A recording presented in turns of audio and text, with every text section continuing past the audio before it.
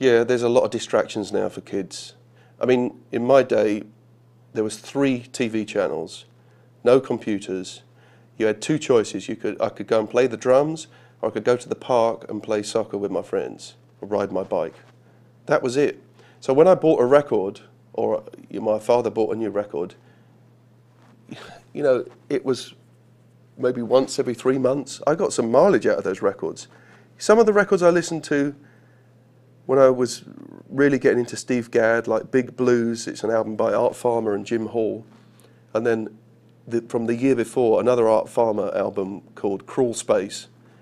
There is a universe of inspiration there, if you are willing to look deep enough. And those 2, I still listen to those 2 albums today, and still I'm inspired, and still hear new things that those guys played on those records. I really got a lot of mileage out of those 2 records in particular.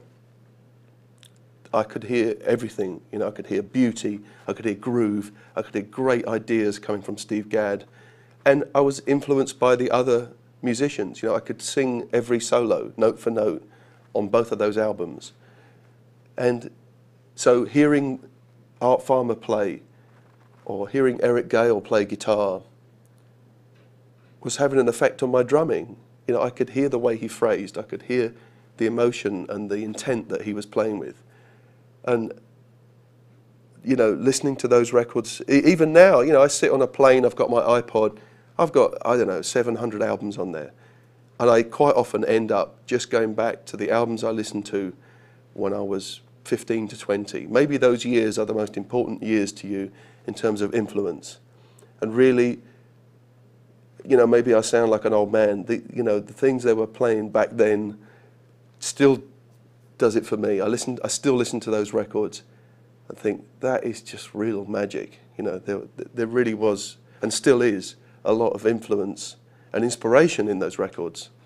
It wasn't like, you know, a friend would come round and, I don't know, give me a hard drive with 100 albums on. How can I digest 100 albums in one go? Maybe it was luck or a good thing that the things I had to absorb were coming nice and slowly and gave me a chance to really absorb them. You know, if my dad went and bought a new jazz album, I might listen to it 200 or 300 times before I got the next album. I didn't always love it immediately, but I would start to find things that were interesting. I started to listen more carefully. And when I had enough money to buy a record myself, it was a big choice. It was a lot of money to me. I'd blow all my pocket money on one album, and then I'd listen to it for months, you know, and really get something out of it.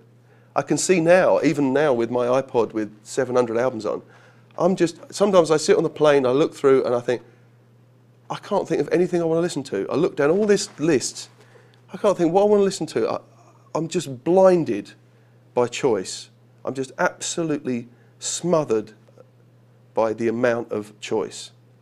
It's like with keyboard, you buy a keyboard today, there's like 2,000 sounds on it.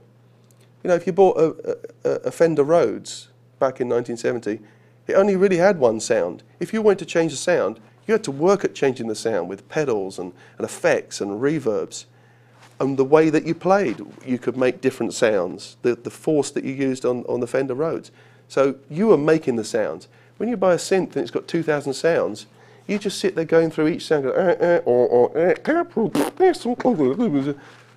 and after about 200 sounds, you just leave it and walk away, just bogged down with too much choice. And maybe kids have that today with the internet, with the PlayStations, Xbox, I don't know what they're called anymore. You know, all these games, the virtual life stuff you can have on the internet, you know, World of Warcraft, these kind of things. You can have a whole virtual existence all in your bedroom without interacting with anyone. Playing music when I was a kid with friends of my father's or kids from school, you know, I was having social interaction. I go to the park and play cricket with my friends. We were socially interacting. I get worried that kids are just sitting in their room on their own with their headphones on, staring at a TV, you know, a computer monitor, and having some existence that I can't understand. I really don't get it. I mean, music was something so precious to me. I would go around to a friend's house and we would listen to an album, you know, back to back. We listened to the same album like 3 times. you know, and just sit there with their eyes closed saying, oh, that was amazing. It was a night out listening to an album.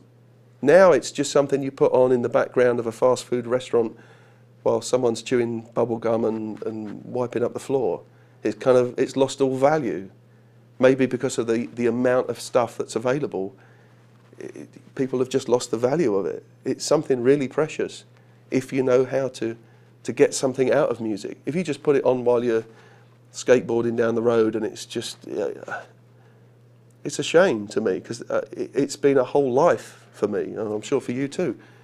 It's been such a life-changing thing. You know, it's been my whole life listening and playing music.